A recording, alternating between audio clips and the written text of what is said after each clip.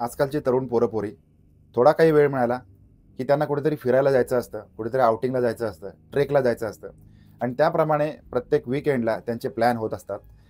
परंतु हे प्लॅन करताना एक विशेष काळजी घेणं गरजेचं असतं. कारण ज्या ठिकाणी तुम्ही जाताय, त्या ठिकाणी तो परिसर तुम्हाला अनोळखी आहे, तिथली व्यक्ती तुम्हाला अनोळखी आहेत आणि सगळंच अनोळखी आहे. त्याच्यामुळे तुमचा घातपात होऊ शकतो. तुमच्याविषयी बरं-वाईट घडू शकतं. नमस्कार, कारनामा मराठी क्राईम स्टोरीमध्ये मी वैभव आपल्या सगळ्यांचं स्वागत करतो. जर का वीकेंड साजरा केला नाही, जर का कुठे आउटिंगला गेलं नाही, फिरायला गेलं नाही, तर आपल्या आयुष्यातून बरंच काही राहून गेलंय असं आपल्या प्रत्येकाला वाटत असतं. म्हणून मध्यमवर्गीय किंवा प्रत्येक व्यक्ती हा अशा प्रकारचे प्लॅन करत असतो, बाहेर जात असतो, मजा करत असतो आणि ही मजाच कधीतरी एखाद्याच्या जीवावर बेतू शकते. ती कशी बेतू शकते ती या घटनेमधून आपण आता बघणार आहोत. यासाठी आपल्याला जायचं आहे मध्य प्रदेशमध्ये. मध्य प्रदेशमधला इंदूर जिल्हा आहे आणि या ठिकाणी महू हा जो भाग आहे याच्यामध्ये एक इन्फंट्री आहे, एक छावणी आहे आणि याच्यामध्ये 2 यंग ऑफिसर आहेत जे त्यांचं लष्करी प्रशिक्षण घेत आहेत. इन्फंट्री स्कूलमध्ये त्यांचं प्रशिक्षण चालू आहे. या दोघांचंही वय आहे साधारणपणे 23 आणि 24 वर्ष आणि हे शिक्षण चालू असताना त्यांना ज्या वेळेला सुट्टी मिळेल त्या वेळेला ते थोडंसं बाहेर जात असतात, आउटिंग करत असतात. कारण 23 आणि 24 वर्षाचे तरुण अधिकारी होते आणि त्याच्यामुळे त्यांना 2 मैत्रिणीसुद्धा होत्या. या मैत्रिणींना घेऊन बाहेर जाणे आणि तिथे थोडंसं वेळ काढणे, निसर्गामध्ये रमणे आणि पुन्हा आपल्या इन्फंट्री स्कूलमध्ये येऊन आपलं प्रशिक्षण सुरू करणे असं असा यांचा तो दिनक्रम होता. त्याच्यामुळे त्या दिवशी देखील म्हणजे मंगळवारी तारीख होती 11/9/2024 रात्री उशिरा साधारणपणे 2 वाजता हे दोन्हीही तरुण अधिकारी महू मंडलेश्वर मार्ग या मार्गावरती त्यांनी सहलीचा प्लॅन केलेला होता आणि त्यांनी प्लॅन केल्याप्रमाणे रात्री 2 वाजता हे त्यांची कार घेऊन या रस्त्याच्या कडेला उभे ठेवलेले होते. त्यांनी त्यांच्या प्लॅनप्रमाणे कार काढलेली आहे आणि या कारमध्ये हे 2 तरुण अधिकारी आणि त्यांची मैत्रीण असे 4घे जण या कारमधून या महू मंडलेश्वर रस्त्यावरती निसर्गाचा आनंद घेत होते. रात्रीचे 2 वाजलेले होते आणि त्यांची पार्टी सुरू होती. त्यावेळेला त्यांच्यापैकी एक जो तरुण अधिकारी आहे हा गाडीपासून काही अंतरावरती उभा होता. त्याच वेळेला 7 अज्ञात व्यक्ती त्या ठिकाणी दाखल झालेल्या होत्या. या 7ही व्यक्तींनी या गाडीला घेराव घातलेला आहे आणि त्यातला जो अधिकारी आहे आणि त्याच्या 2 मैत्रिणी यांच्यासोबत गैरवर्तन सुरू केलं. त्यांना लुटण्याचा प्रयत्न सुरू केलेला आहे.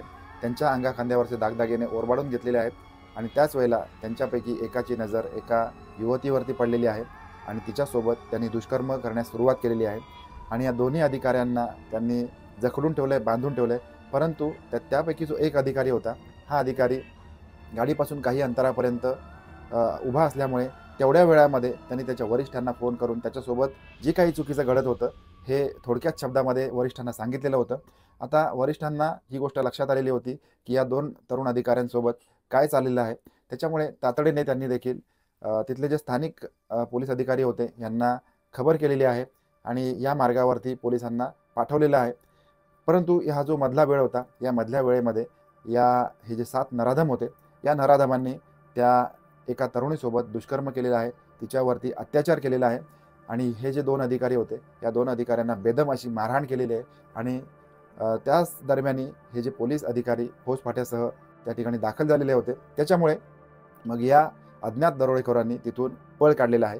पोलीस घटनास्थळी आल्यानंतर त्यांनी पंचनामा केलेला आहे आणि ताबडतोब हे जे 2 अधिकारी होते आणि त्यांच्या ज्या मैत्रिणी होत्या यांना जवळच्या शासकीय रुग्णालयामध्ये दाखल करून मग त्यांच्यावरती उपचार सुरू केलेले होते.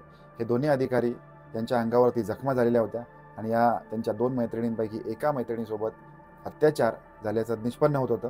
त्याच्यामुळे मग पोलिसांनी ताबडतोब या आरोपींच्या विरोधामध्ये अज्ञात आरोपींच्या विरोधामध्ये गुन्हा दाखल करून घेतलेला आहे.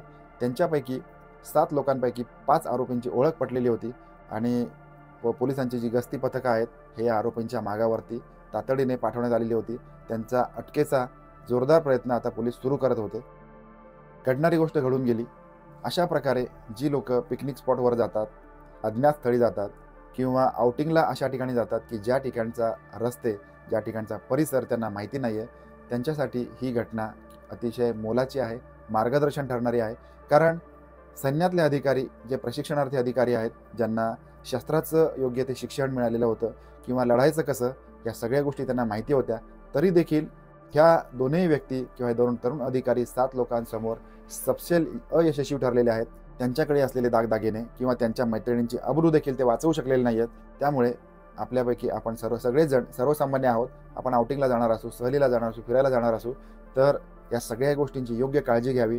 शक्यतो आपली जी सहल असेल ती दिवसाच्या वेळेमध्ये असावी, सकाळी 9 पासून संध्याकाळी 5 या वेळेमध्ये असावी. आणि जर का आपण आउटिंगला जाणार असाल तर ग्रुपनी जावं. 7 ते 8 पुरुष किंवा महिला या सगळ्यांनी मिळून जर गेलात तर तुमचा आनंद पण द्विगुणित होईल. त्याचबरोबर अशा स्वरूपाचं जर काही आपल्यासोबत घडणार असेल तर सगळ्या व्यक्ती मिळून आपण या प्रसंगाला तोंड देऊ शकता. आणि एवढ्या सगळ्या व्यक्ती बघून आपल्यासोबत किंवा आपल्या वाटेला कोणी जाणार नाही याची देखील आपल्याला खात्री वाटत असते. हा संपूर्ण घटनाक्रम आपल्याला कसा वाटला याबद्दल कमेंट करून जरूर कळवा. भेटूया पुन्हा एकदा बरोबर रात्री 9 वाजता नवीन क्राईम स्टोरीमध्ये. तोपर्यंत काळजी घ्या. धन्यवाद.